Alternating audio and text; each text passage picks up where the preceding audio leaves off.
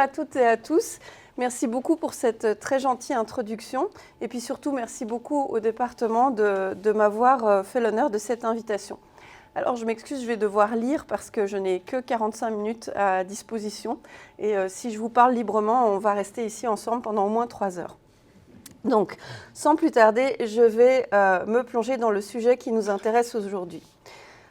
J'adapte souvent pour ma conférence sur les femmes une citation de la pièce de William Shakespeare qui provient de la pièce « Comme il vous plaira ». « Savez-vous pas que je suis femme? Quand je pense, il faut que je parle ». Ça, c'est la citation originale et moi, je l'ai adaptée à « Savez-vous pas que je suis femme? Quand je pense, j'écris ». Puisque, bon, au niveau de la parole en Égypte ancienne, ça va être un petit peu plus compliqué à étudier.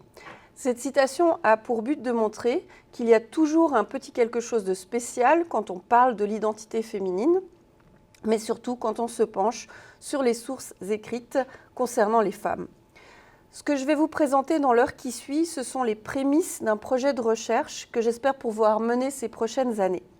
Il y aura donc beaucoup de questions ouvertes, des pistes de réflexion et quelques résultats. Comme beaucoup de mes collègues travaillant sur la 3e période intermédiaire, c'est-à-dire sur la période se situant entre la seconde moitié du 2e et la première moitié du 1er millénaire avant notre ère, à la fin de l'âge de bronze en Égypte, j'ai été saisie par l'abondance de documentation appartenant ou mentionnant des femmes à partir de la 21e dynastie. Pour vous donner un exemple du livre des morts, vous voyez ici la documentation funéraire appartenant à des femmes au Nouvel Empire, ici au centre, et puis à la 3e période intermédiaire, à gauche, et au centre, à la 3e période intermédiaire. Comme vous le voyez, à la 3e période intermédiaire, on a presque une équivalence entre hommes et femmes. J'ai donc en partie orienté mes recherches sur cette masse documentaire en partant d'une question très simple.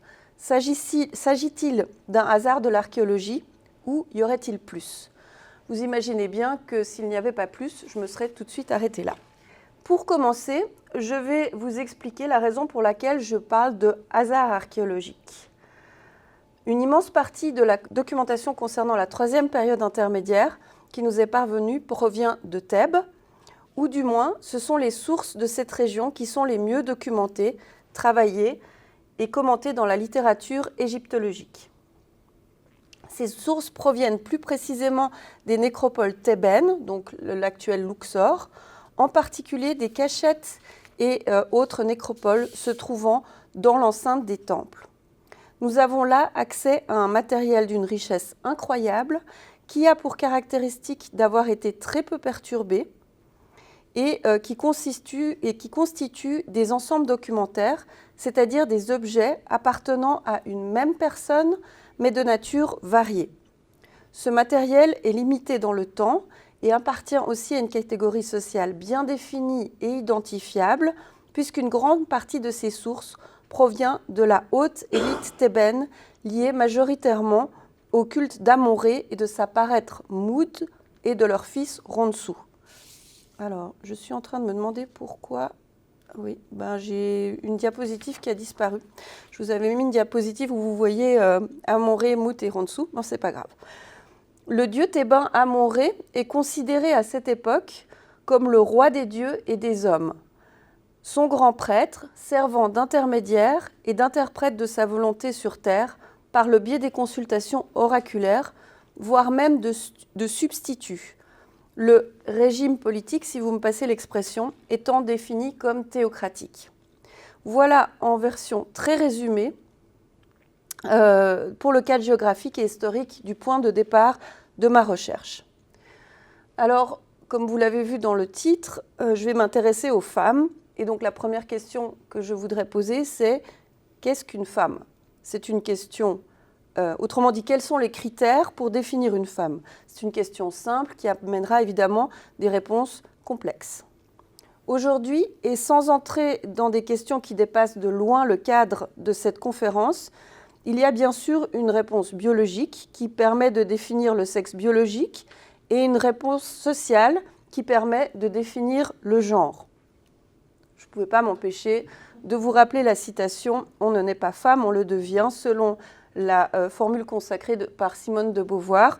Mais qu'en est-il en Égypte ancienne et dans notre discipline plus particulièrement? Là aussi, la réponse peut varier selon les perspectives et les approches adoptées. Elle peut être anthropologique, par les investigations sur les momies, qu'elles soient liées à l'étude du squelette ou aux analyses de l'ADN quand celui-ci est disponible. Ces études permettent évidemment d'attribuer le sexe biologique et ainsi que de révéler parfois des éléments sur la vie de ces individus, leur régime alimentaire, leur état de santé, leurs conditions de vie, etc., etc. S'agissant de la culture matérielle, l'attribution d'objets à un propriétaire du genre féminin peut être liée à l'analyse du mobilier funéraire. Néanmoins, si ces objets sont dépourvus d'inscription mentionnant le nom de leur propriétaire, il est souvent impossible de déterminer le sexe de ce dernier. Certaines des analyses de ce mobilier ont par exemple été tronquées par nos grilles de lecture modernes. Posséder des bijoux ou des miroirs, attributs aujourd'hui associés à la féminité, à tort ou à raison, n'était en Égypte ancienne pas exclusivement féminin. Ainsi, avec ces grilles de lecture, les objets de certains princes de l'Égypte de l'Ancien Empire, comme ce diadème que vous voyez ici, ont été initialement attribués à des femmes par leurs premiers inventeurs et se sont donc retrouvés dans la mauvaise catégorie de genre. La plupart des archéologues s'accordent aujourd'hui pour affirmer qu'attribuer un genre au propriétaire d'une tombe sur la base exclusive ou spécifique du mobilier funéraire, sans aucun autre élément, en particulier des indications écrites, s'avère presque toujours impossible tant ce matériel n'est pas genré, sans oublier qu'une grande partie des tombes a été pillée déjà dans l'Antiquité ou réutilisée, tout comme le matériel s'y trouvant. C'est un constat que l'on peut faire sur de nombreux sarcophages de la troisième période intermédiaire qui présentent clairement des traces de réemploi ou d'usurpation, suivant votre conception du fait qu'on a un second nom sur un objet. De même, si l'on analyse l'iconographie au sens large, il est parfois difficile de définir le genre de la personne représentée si celle-ci est dépourvue de nom. Je vous ai mis ici 3 exemples de sarcophages et vous pensez qu'il y a combien de femmes dans ces 3 sarcophages? Comme ça, juste à regarder. Une? En fait, c'est que des hommes. Voilà. Non, mais c'est juste pour vous donner un exemple, c'est pas du tout un reproche, parce que moi-même, sans avoir la suite du texte, bon, sur lui du milieu, si on regarde seulement le masque, on peut avoir des doutes. Après, quand on regarde plus bas, on voit qu'il y a un homme, mais si on regarde seulement le masque, franchement, parfois, c'est pas vraiment évident. Une archéologie du genre reste en effet encore très délicate à mener et doit se départir de certaines idées préconçues, en particulier quand elles sont liées à la ou aux sexualités, mais je m'éloigne de mon propos. Les sources écrites, en revanche, présentent théoriquement l'énorme avantage de bénéficier du système des déterminatifs ou classificateurs propre à l'écriture égyptienne. Je ne vous apprends rien en vous disant que ce système d'écriture permet de définir de manière très claire la catégorie de lexème auquel appartient chaque mot. L'ajout du signe de la femme assise que vous avez à gauche ou celui de la fleur de lotus sur la droite, entre autres, classe le terme dans la catégorie femme. Mais qu'en est-il si ce signe n'est pas indiqué? S'agit-il d'une simple omission du scribe ou celle-ci était motivée par quelque chose d'autre? Je reviendrai sur ce sujet un petit peu plus tard. Mon projet de recherche, intitulé « Women in Ancient Egypt as reflected in written sources in the late second and first half of the first millennia BCE », en anglais évidemment, puisque je le présente en Autriche, est conçu pour étudier 2 aspects distinctifs des sources féminines. Le premier concerne ce que j'appelle les femmes réelles. L'adjectif réel, qui n'est pas des plus heureux, fait référence aux femmes ayant laissé une trace concrète écrite, que ce soit de manière directe, en particulier sur leur trousseau funéraire, ou de manière indirecte, dans la documentation de leur époux ou père, qui mentionne leur filiation ou leur parenté. Il s'agira également d'étudier les sources de la vie quotidienne, contrats, lettres, je vous ai mis un exemple à gauche, liste de présence et autres minutes de procès qui offrent une perspective évidemment bien différente de celle de la documentation funéraire. J'ai choisi comme cadre chronologique la période allant du règne de Ramsès IX jusqu'à la 26e dynastie. Ce cadre chronologique restreint me permet de la sorte de couvrir plusieurs périodes de l'histoire égyptienne, indépendamment de la chronologie parfois trop rigide liée à l'organisation en dynastie. Ces différentes périodes sont marquées par des changements dans la documentation à notre disposition. Si la fin du Nouvel Empire se caractérise encore par une certaine abondance en sources administratives, la littérature funéraire de cette époque est plus difficile à dater. C'est exactement le contraire qui se produit au début de la 21e dynastie. Il y a une surreprésentation de la documentation funéraire et une quasi-absence de sources administratives ou royales. À partir du règne de Sihamon, donc on est presque à la fin de la 21e dynastie, la balance s'inverse avec une augmentation progressive des sources provenant des temples, notamment avec la documentation provenant de la cachette de Karnak et ses statues cubes. Je vous en ai mis ici quelques exemples. Vous voyez qu'elles sont remplies d'inscriptions. Et ces inscriptions relatent entre autres le parcours professionnel des propriétaires de ces objets. La documentation appartenant en propre aux femmes diminue clairement à partir de cette période, même si certaines d'entre elles occupent le devant de la scène. Et je pense par exemple ici aux divines adoratrices à Thèbes. Ces femmes se sont mises en scène, en particulier dans le cadre spécifique de la théocratie ammonienne que j'évoquais au tout début de ma présentation, au début de l'époque libyenne. L'autre perspective qui me servira de fil rouge, c'est ce que j'ai nommé la femme idéale ou la femme idéalisée.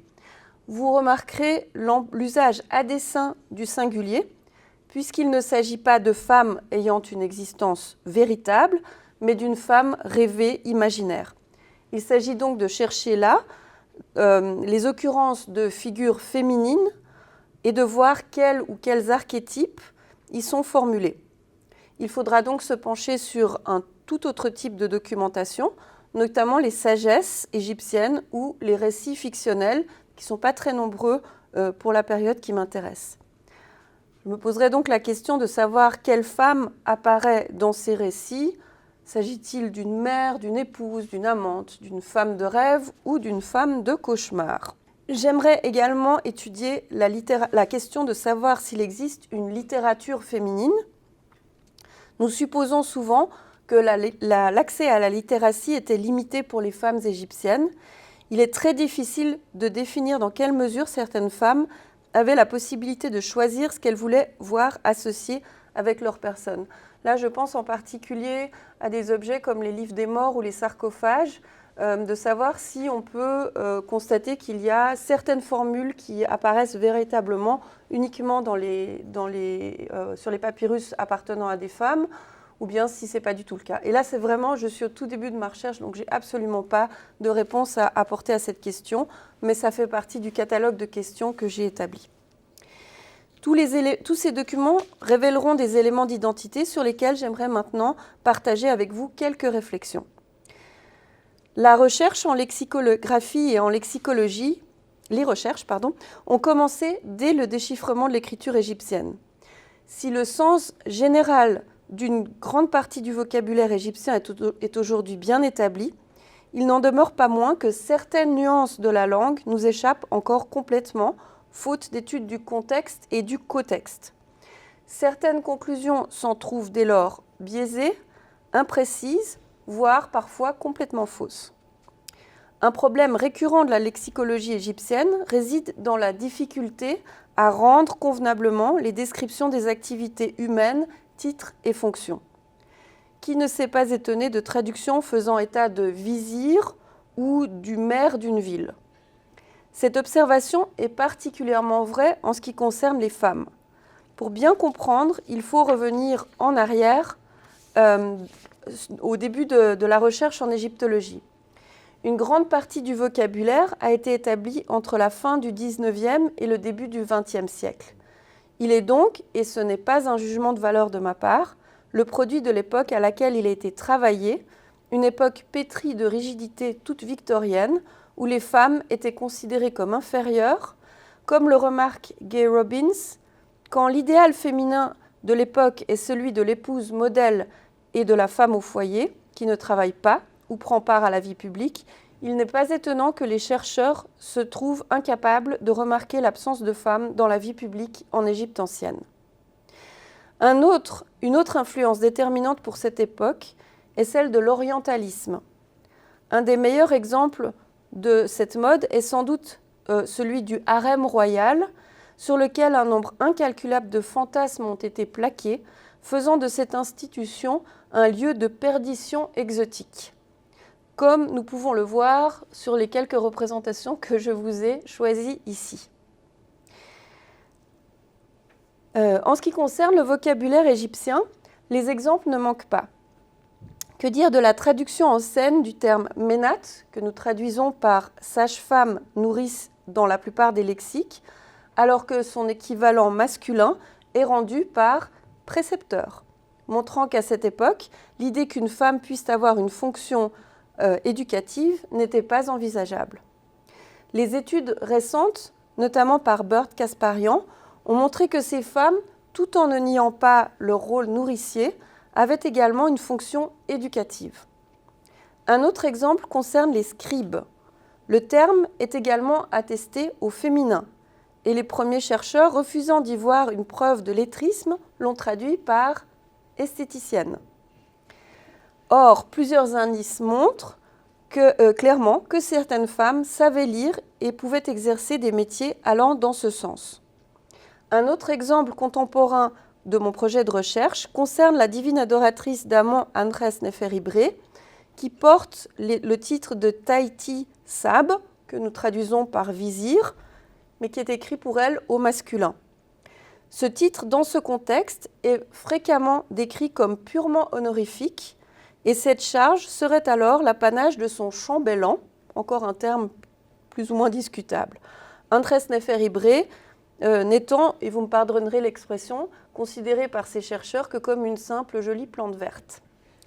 Or, nous ne savons pas grand-chose du fonctionnement de l'administration, et il est donc extrêmement délicat de tirer une quelconque conclusion sur ce point avec la documentation dont nous disposons, mais une telle lecture, vous en conviendrez, demeure très discutable. Il faut néanmoins se garder de tomber dans le revers inverse, dans le travers inverse. À partir des années 70 et en particulier dans les années 90, les différents courants féministes ont considérablement changé la perception des femmes dans l'Antiquité, parfois au prix de nouveaux biais tout aussi problématiques que les anciens. Ainsi, la littérature secondaire égyptologique ou égyptomaniaque a tendance à présenter la femme égyptienne comme une femme puissante, économiquement indépendante, maîtresse de son destin, puisqu'elle peut divorcer, la comparant aux femmes des autres cultures antiques, beaucoup moins bien loties. Le cas du divorce est un parfait exemple du mauvais usage que l'on peut faire des sources égyptiennes. Nos connaissances sur le mariage en Égypte ancienne sont plus que limitées. Nous n'avons que très peu d'indices sur la façon de procéder, par exemple s'il existait une cérémonie quelconque. Nous avons néanmoins des textes que l'on peut interpréter comme des contrats de mariage et des actes de divorce. Cependant, et c'est très important de le souligner, ces documents datent exclusivement du 1er millénaire avant notre ère. On ne peut donc pas les utiliser pour parler des droits des femmes en Égypte ancienne, encore moins parce qu'il s'agit de femmes appartenant à une catégorie sociale élevée. Le reste de la population féminine, tout comme la population masculine, est complètement invisible, voire invisibilisée par nous, parce que c'est beaucoup plus intéressant d'aller chercher le trésor de Toutankhamon que de s'intéresser aux nécropoles des plus basses couches de la population. Cette image d'une femme libre et indépendante est donc une vision généralisée, simplificatrice, biaisée par une représentation romantique et romantisée, voire même, pour reprendre les termes de Lynn Meskel, fictionnelle, utopique, voire même colonialiste des femmes égyptiennes. Alors, comment les femmes égyptiennes se mettaient-elles en scène? Autrement dit, quelle stratégie employaient-elles pour définir leur identité? Et surtout, sur quelle base nous, égyptologues, pouvons répondre à cette question? La première remarque que je formulerai est liée au cadre idéologique, ce que l'on appelle le décorum. Nous ne trouverons jamais certaines informations dans les textes ou les représentations parce que celles-ci ne sont pas pertinentes du point de vue égyptien. Les textes auxquels nous avons affaire sont inscrits sur différents supports d'écriture et ces supports ont une fonction précise, une audience ou un lectorat précis, un usage particulier. En outre, ils sont réalisés en respectant certaines règles de mise en forme, aussi bien au niveau du format que du contenu. Par exemple, une femme ne sera jamais représentée aussi grande que son époux, même en étant la propriétaire d'une tombe. De même qu'un homme ne sera jamais représenté aussi grand que le roi, quand celui-ci est représenté, même si la tombe lui appartient. Cela étant posé, les données que l'on va trouver sur l'identité des femmes sont essentiellement d'ordre onomastique. Les anthroponymes livrent par exemple des éléments liés d'une part à une potentielle origine ethnique et d'autre part à divers aspects sociétaux en lien, entre autres, avec la piété personnelle ou la loyauté au roi. Ces données vont également nous offrir une foule d'informations prosopographiques. C'est une des principales ambitions de mon projet, non seulement de collecter ces titres, mais de les comprendre, de comprendre leurs fonctions et par là même le rôle qu'ils décrivent le plus précisément possible, c'est-à-dire en s'éloignant d'une traduction parfois tellement littérale qu'il est impossible d'en connaître la signification, surtout pour les gens qui n'ont pas appris l'égyptien et qui se retrouvent parfois face à des titres sans aucune explication. Et donc mon idée, c'est vraiment d'essayer de comprendre ce que cela veut dire. Donc au-delà d'une liste de termes, je veux pouvoir saisir le sens afin de mieux connaître les tâches et les devoirs de ces femmes en partant des informations que ces sources nous livrent sans idée préconçue, du moins je vais essayer, ou théorie que je souhaiterais vérifier afin de partir du matériau brut et de voir ce que celui-ci nous permet d'établir.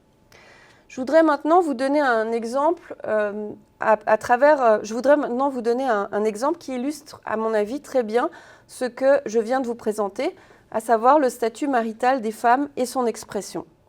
Alors initialement, j'avais prévu de vous faire un retour en arrière sur tout ce qui se passe avant le Nouvel Empire de façon très détaillée, mais comme j'ai assez peu de temps, je vais vous faire un résumé de la situation à travers les sources écrites et iconographiques avant la troisième période intermédiaire, tout en soulignant évidemment ces singularités et qu'il est souvent très délicat de résumer en quelques mots plusieurs siècles d'évolution. J'ajouterai que la très grande partie de notre documentation ne concerne qu'une part infime de la société égyptienne, celle qui est lettrée. Le reste, comme je vous l'ai dit, n'a pas laissé de traces écrites et demeure invisible.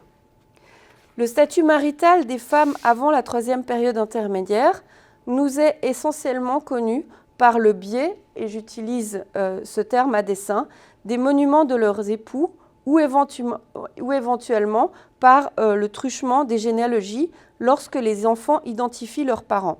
En revanche, l'inclusion des épouses ou de l'épouse dans les textes ou la décoration des tombes appartenant à des hommes semble faire partie du décorum, au moins à partir de la 4e dynastie.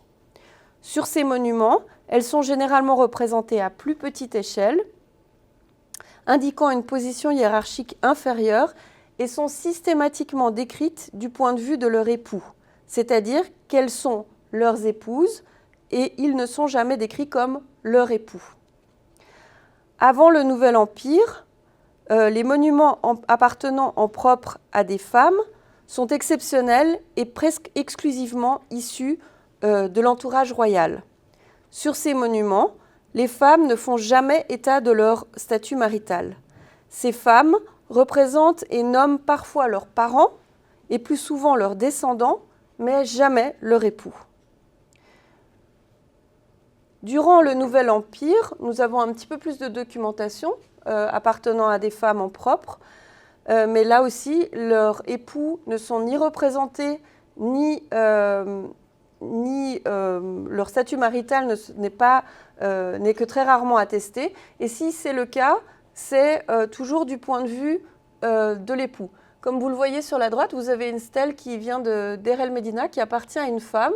Et si vous lisez le texte qui se trouve à la première ligne, et puis si vous regardez, je sais que c'est un petit peu petit, en fait c'est l'homme qui est représenté tout devant. Et puis ensuite, derrière, c'est marqué son épouse avec son nom. Même si c'est sa propre stèle, ce sera marqué son épouse.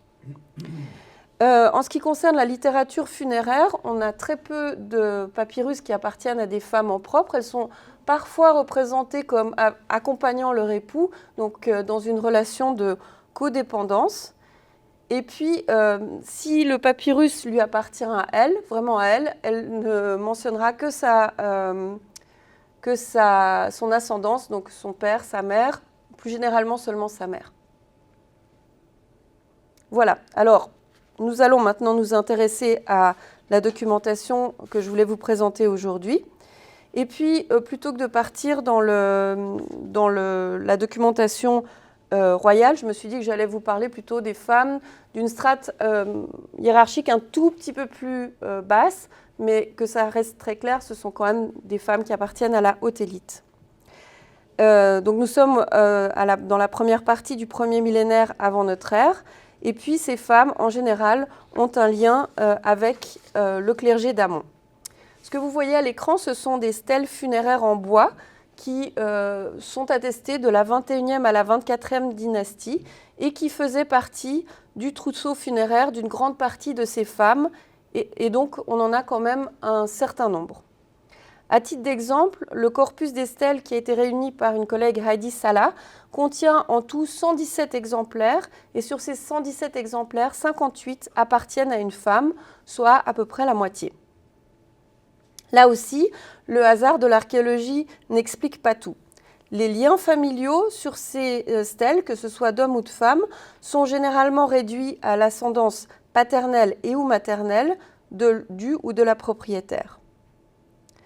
Or, sur une soixantaine d'exemplaires, 10 d'entre elles contiennent la mention d'un lexème hébécite. Ce terme est rendu dans les dictionnaires, dans presque tous les dictionnaires, soit par la traduction de seconde épouse ou de concubine, voire parfois de courtisane. Et Christopher Hare est allé jusqu'en 2007 à qualifier ces femmes de jeunes filles destinées au simple plaisir, jeunes, jolies et socialement négligeables. À cette époque, le terme est également attesté sur des livres des morts, des cartonnages de momies, des sarcophages et une statuette d'Osiris. Tous ces objets, à l'exception de la statuette, appartiennent à des femmes en propre. Le terme hébécite est employé selon un formulaire faisant état, alors d'abord du ou des titres de la femme. En grande majorité, elles sont maîtresses de maison, ce qui est un terme qu'on a un petit peu du mal à rendre. On pense que ça veut dire qu'elle est à la tête d'un foyer, sans que ce soit forcément une femme mariée, simplement qu'elle dirige une maisonnée. Et ensuite, elle est qualifiée très fréquemment de Shemaït Enimen, chanteuse d'Amon, ce qui veut dire qu'elle a un accès au temple. Mais pas uniquement. Ensuite, après son titre, on trouve le nom de cette femme, et puis la chaîne d'identification s'achève par la mention qu'elle est la hébécite, suivie du titre ou des titres d'un homme et de son nom.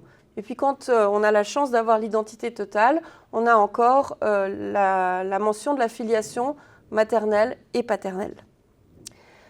Ce terme de hébécite apparaît tout d'abord à la XIIe dynastie, donc au Moyen Empire. dans les archives d'un personnage qui se nomme Ekanart. Le terme y est employé pour décrire une femme qui est malmenée par les enfants d'Ekanart, ses enfants appartenant à un autre lit.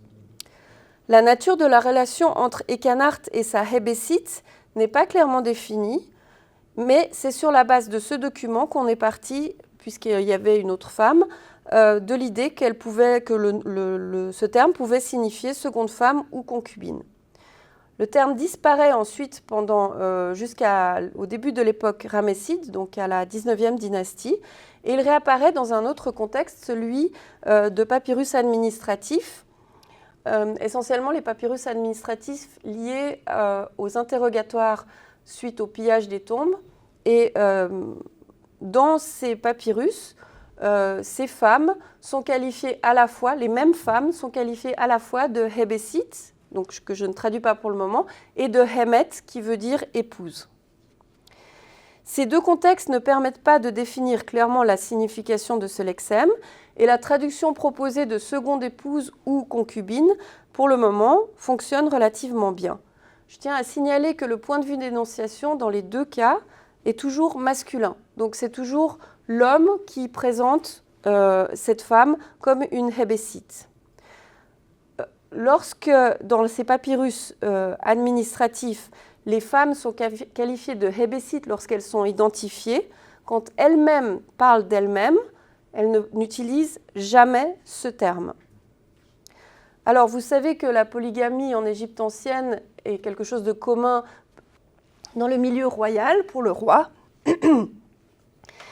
Mais en ce qui concerne les particuliers, là, nous n'avons que très peu d'informations concernant une éventuelle polygamie. On base essentiellement nos hypothèses sur une éventuelle polygamie au sein des particuliers sur la base de cette information qui dit, donc c'est une femme qui se définit comme « je suis la quatrième femme », vous voyez que le terme est « Hemet », deux sont mortes, une autre, donc la troisième, est vivante. Alors nous savons que les Égyptiens pouvaient divorcer, donc que les hommes pouvaient avoir plusieurs épouses, mais les femmes pouvaient également avoir plusieurs époux. Et ici, rien n'indique que la troisième femme vivante est encore celle qui est mariée, ou bien si simplement ils ont divorcé, et puis que la locutrice de cette phrase aurait épousé en quatrième noce, si je peux dire, le personnage dont il est fait question. Cette idée que les femmes puissent avoir plusieurs époux n'est pas fréquemment évoquée dans la littérature égyptologique, mais elle permet d'expliquer parfois certains problèmes chronologiques quand on a des enfants qui semblent ne pas être les enfants de l'homme et qui seraient à ce moment-là les enfants d'un premier lit de la femme qui se serait remariée. Ça permet en tout cas d'expliquer certains problèmes notamment chronologique durant la troisième période intermédiaire. Donc, je répète, aucune femme à cette époque ne se définit elle-même comme Hebesite. Donc, je me suis demandé pourquoi à l'époque libyenne, donc l'époque de nos stèles en bois, pourquoi ces femmes auraient employé un terme signifiant seconde épouse ou concubine dans leur mobilier funéraire. Alors, vous pourrez me dire, ça, c'est vos lunettes de femme du XXIe siècle qui ne comprend pas qu'une femme puisse se définir comme, ait envie de spécifier qu'elle était seconde épouse ou concubine. Mais à cela, mon argument le plus simple, ce sera qu'aucune femme possédant une stèle en bois ne se définit comme Hemet, comme épouse. Donc, il faut croire que ça doit avoir une autre signification. Donc, je reviens à ma question précédente. Quelles sont les stratégies d'identification et à quoi servent-elles? Pour quelles raisons écrit-on son nom, son titre, sa généalogie, etc. Pour apporter des éléments de réponse à cette question, il faut mettre en exergue deux facteurs. Dans quel contexte sont inscrites ces informations et quelle est la finalité du support sur lequel ces informations apparaissent? Nous avons la chance, pour la période qui me concerne, d'avoir plusieurs exemples de trousseaux funéraires relativement complets pour les deux genres. Certains de ces trousseaux peuvent en outre être associés à des objets dont la fonction n'est pas immédiatement funéraire et qui se trouve dans un contexte non funéraire tel que le temple, en particulier pour les hommes. Dans ce cas, on peut constater que les informations relatives à l'identité du propriétaire de l'objet peuvent varier selon les contextes et les supports d'écriture. Ainsi, sur les objets à destination funéraire, la personne mentionnera avant tout ses titres religieux. Et l'on peut même dire que l'on assiste à une décroissance du nombre, mais aussi de la variété des titres sur ces objets. Alors que les statues de temple, comme je vous ai montré, ces statues cubes, elles contiennent pléthore de titres et d'autres informations généalogiques. Ces objets n'ont simplement pas la même destination. Si la statue de temple est essentiellement à mettre en lien avec les pratiques cultuelles auxquelles le défunt désire être associé, le trousseau funéraire permettra avant tout de mettre en avant la piété du défunt vis-à-vis des dieux. On pourrait parler donc d'identité sociale en ce qui concerne ces statues de temple et d'identité intime en ce qui concerne le trousseau funéraire.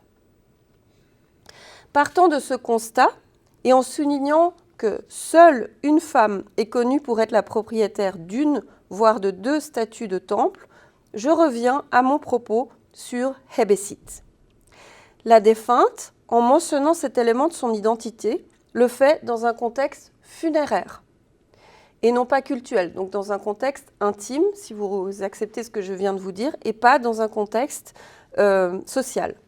La généalogie sert ici non pas à justifier un droit à une fonction ou à prouver son appartenance à une certaine communauté, comme c'est le cas des longues généalogies sur les statues de temple, mais à affirmer l'identité intime de la défunte en lien avec le contexte funéraire. Le ou la défunte, dans ce contexte, souhaite se distinguer des autres individus, affirmer sa piété personnelle à l'encontre du Dieu, et qui de ce fait le reconnaît, ce qui lui permet de bénéficier, entre autres, de son attention et de ses soins. Revenons un instant au lexème Hébésit. Je l'ai dit dans la première partie de mon propos, l'écriture égyptienne a l'avantage de classer à l'aide des déterminatifs les mots par catégorie. Or, Hébésit, vous le voyez, n'est déterminé par le signe de la femme que dans ses premières attestations au Moyen Empire, un petit peu au Nouvel Empire, puis à partir de la 3e période intermédiaire, le déterminatif de la femme assise disparaît. On conserve 2 signes, le signe V6 de la liste de Gardiner, qui est en lien avec les vêtements, c'est ce signe-là, et son abréviation. Et puis le signe A24, l'homme qui porte un bâton, et son abréviation du bras avec le bâton, qui est en lien avec l'idée de force et d'action. Comme je vous avais dit, dans ce cas-là, comment expliquer qu'on n'a pas le déterminatif de la femme ? La combinaison de ces 2 signes, donc l'abréviation du vêtement et l'abréviation de la force, seront par ailleurs ce qui restera dans les dernières attestations du terme Hébésit. Et en démotique, le terme Hémet, donc qui signifie épouse, sera fréquemment déterminé, voire remplacé par l'association de ces 2 signes, sans que les scribes ne comprennent exactement ce qu'ils sont en train de faire, sans qu'ils comprennent pourquoi ils utilisent ces 2 signes qui proviennent en fait de cette ancienne écriture de Hébésit. Hébésit est une forme passive du participe du verbe hébès, qui est substantivé. Le verbe hébès doit être compris comme couvrir, cacher, et par extension peut être compris comme sauvegarder, protéger. Une hébésit est donc celle qui est couverte ou celle qui est habillée, voire celle qui est protégée. L'idée de protection est par exemple présente lorsqu'on dit que le roi hébès l'Égypte. Donc le roi protège, cache, couvre l'Égypte. Mon étude du terme m'amène à penser que sa signification est sans lien direct avec l'idée de mariage, telle que nous la comprenons, mais plus en lien avec l'idée qu'une hébécite est en quelque sorte une femme qui est couverte ou protégée. Et qu'est-ce que cela peut signifier dans le cadre du culte funéraire? Je pense qu'il est fort probable que ces femmes signifient, au moyen de cette expression, qu'elles sont titulaires de la protection, éventuellement financière, je mets des guillemets parce que financière en Égypte ancienne, ce n'est pas très adapté, c'est-à-dire qu'elles ont la garantie qu'un culte funéraire va leur être rendu. Que cet homme soit leur époux ou un concubin ou toute autre chose n'est en réalité pas déterminant. Ça ne joue pas de rôle. Les sources à notre disposition ne permettent pas de trancher. Alors si vous me permettez d'expliquer cela, ça voudrait dire que ce n'est pas le lien romantique, donc c'est une femme mariée, je n'ai pas trouvé de meilleur terme, mais ce qu'elle veut signifier, c'est qu'elle est protégée. Mais le problème, c'est que, donc, comme je vous l'ai dit, dans les dictionnaires, on trouvera cette expression de concubine et seconde femme, et moi, je n'ai pas réussi à trouver une bonne traduction pour ça. Donc, soit on va être obligé de garder le terme hébécite, soit on va devoir passer par une périphrase, ce qui est toujours un petit peu gênant. Mais si on garde toujours les expressions égyptiennes, pour les gens qui ne lisent pas l'égyptien, ça va donner des textes qui ne veulent plus rien dire. Le bas de la hébécite avec un nom derrière, je pense que plus personne ne va comprendre quoi que ce soit. Je voudrais maintenant vous présenter un autre aspect des recherches que j'ai menées sur la documentation féminine et qui est lié au projet au sein duquel j'ai travaillé ces dernières années. L'établissement de la chronologie historique de la troisième période intermédiaire souffre du manque de documentation datée, c'est-à-dire de documents comportant une date mise en relation avec un souverain, comme il est commun de trouver pour les périodes antérieures et postérieures. La chronologie, et je comprends par là l'ordre de succession des rois, la longueur des règnes, ainsi que la possibilité de corégence ou de partition du pays, repose essentiellement sur des critères et outils, sur d'autres critères et outils, notamment les données généalogiques et prosopographiques. Là aussi, certaines informations livrées par les objets appartenant aux femmes permettent de progresser dans la compréhension des successions sacerdotales et royales. Il y a quelques années, Safinaz Naguib a écrit et publié l'œuvre liminale pour les études féminines sur la troisième période intermédiaire. Elle y propose une théorie intéressante concernant le titre porté par l'épouse du grand prêtre d'Amon, celui de grande supérieure du corps musical d'Amon-Ré, roi des dieux. Ce titre connaît en effet différents développements qui pourraient coïncider avec l'évolution du floride de sa propriétaire, de femme de grand prêtre à mère de grand prêtre. Donc l'ultime évolution de ce titre, comme il est indiqué sur la première ligne, ce serait au moment où cette femme serait à la fois épouse et mère d'un grand prêtre d'Amon. Le titre de grande du corps musical, suivi du nom d'une divinité, est connu dès le Nouvel Empire, au moins à partir du règne de Thoutmosis III, et est porté par différentes femmes de la famille royale, mais également par des femmes extérieures à l'entourage royal. En général, et c'est le cas quand elles sont associées au culte d'Amon, elles sont fréquemment associées, mariées à un grand prêtre d'Amon. Certaines d'entre elles, cependant, à d'autres membres du clergé d'Amon ou sont sans partenaire connu. Dans ce cas, elles ont quand même un parent, au sens large du terme, appartenant au haut clergé d'Amon. Pour la 21e dynastie, j'ai identifié 14 femmes en lien avec cette institution. Nous connaissons par ailleurs pour cette période 9 grands prêtres d'Amon à Thèbes et à Tanis. Les différencier, donc ceux de Thèbes et de Tanis, reste quelque chose d'assez compliqué, mais pour le cadre de cette conférence, je vais me concentrer sur ceux de Thèbes. Comme vous allez le voir, associer un grand prêtre d'Amon à une grande supérieure du corps musical d'Amon n'est pas toujours évident. Parmi les 11 femmes, l'une d'entre elles est la candidate parfaite pour confirmer l'hypothèse de Safinaz Naguib. Tout d'abord, sur un bol en or découvert à Tanis et qui porte le numéro d'inventaire 403, elle porte les qualificatifs de mère divine de Ronsou l'enfant, qui est un titre religieux, et de fille royale. Son nom est inscrit dans un cartouche, comme vous pouvez le voir sur la diapositive, et sur ce même bol, elle est associée au roi Psousénès, que l'on identifie alors comme son père. L'identification n'est pas confirmée directement, donc on n'a pas de généalogie directe où c'est écrit « je suis la fille de Psousénès », mais on a un autre document qui est une empreinte trouvée sur... ah, j'ai oublié de mettre le numéro d'inventaire, c'est pas Turin XXX, j'ai oublié. Donc sur cette brique, vous voyez le nom à gauche d'Iset Emrep, et puis à droite, il est inscrit qu'elle est la fille d'un grand prêtre d'Amon. Donc on a ces deux informations, elle est la fille d'un roi et la fille d'un grand prêtre d'Amon. Donc il y a de très fortes chances pour que son père soit Psousénès Ier.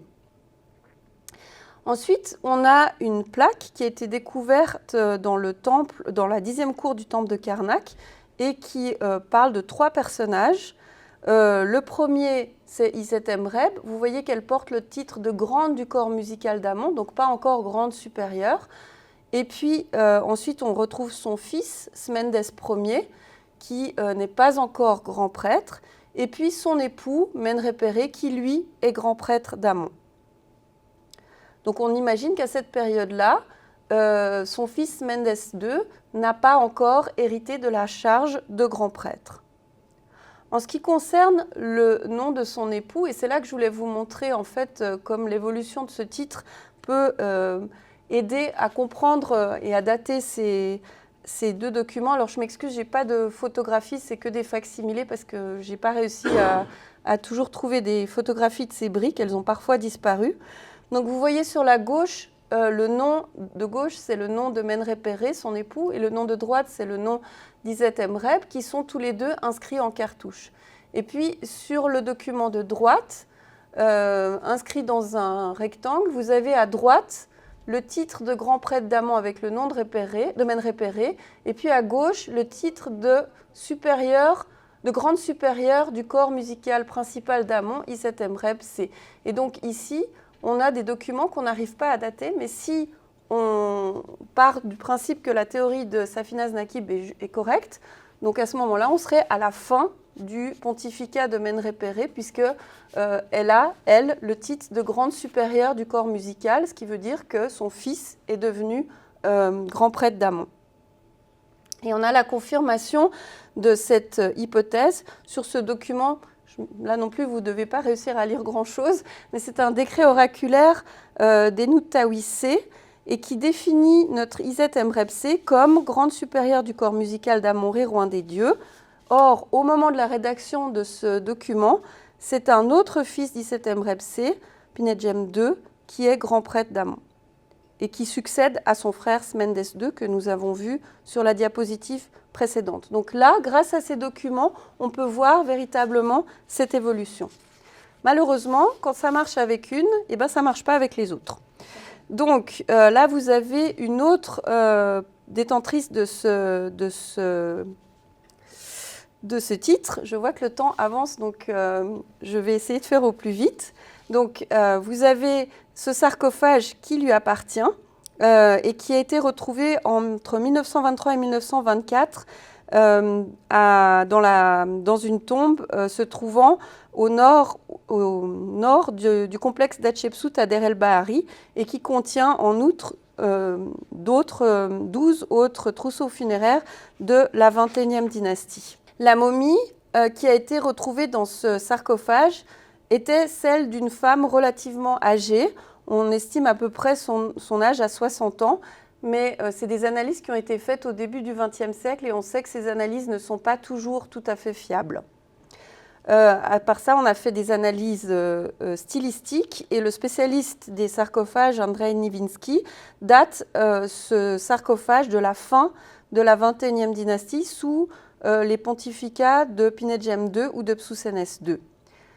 Les titres qui sont inscrits sur ce sarcophage font eux aussi état d'une femme qui appartient au haut clergé d'Amon. Selon la théorie de Naguib, cela voudrait dire qu'elle a le titre qui nous intéresse, la version finale du titre qui nous intéresse, et donc ça voudrait dire qu'elle est la mère et l'épouse d'un grand prêtre d'Amon. Or, nous connaissons les mères de la plupart des grands prêtres, à l'exception de 2 grands prêtres, Mazaharta et Jed Ronsu Yuf Andr, dont on sait que leur père est Pinedjem Ier, mais on ne sait pas qui est leur mère. Donc, à ça, on devra proposer 3 hypothèses. La première hypothèse, c'est que notre Jedmut Yuesandr est l'épouse de Pinedjem Ier et la mère d'un des grands prêtres, que ce soit Menrepere, Mazaharta ou Jedronsu Yuefandr. Pour Menrepere, on est assez sûr de savoir qui est sa mère, même si lui ne le dit pas clairement, on a plusieurs indices qui font qu'on est presque sûr que la mère de Menrepere s'appelle Enuttawi. Je m'excuse pour tous ces noms, je sais que vous allez tout mélanger. J'ai essayé de faire un arbre généalogique pour rendre les choses un petit peu plus claires. Donc elle pourrait être la mère, disons, de Mazaharta ou de Jedronsu Yuefandr. Le problème, c'est que ce soit l'un ou l'autre, elle aurait vécu extrêmement longtemps. Je me suis amusée à calculer.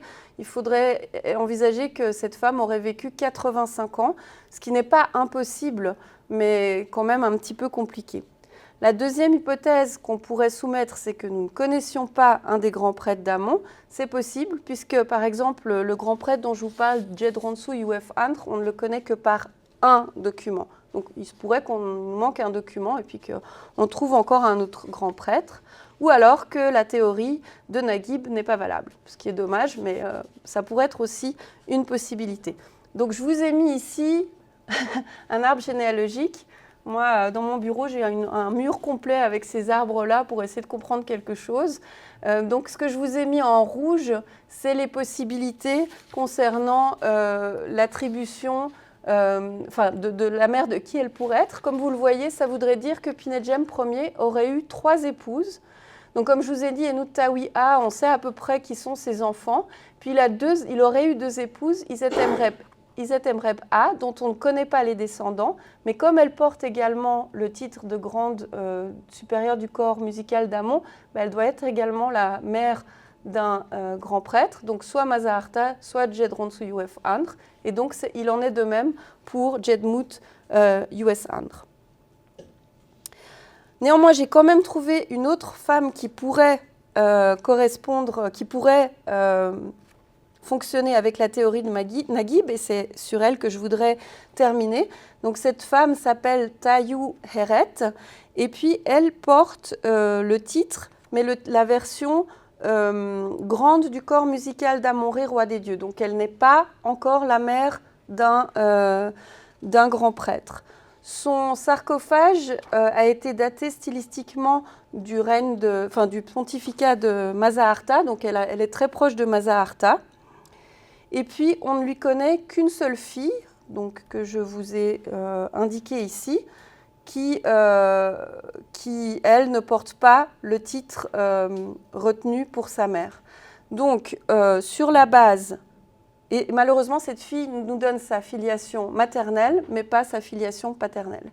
Donc, sur la base de ces 2 documents, on peut proposer cet arbre généalogique-là.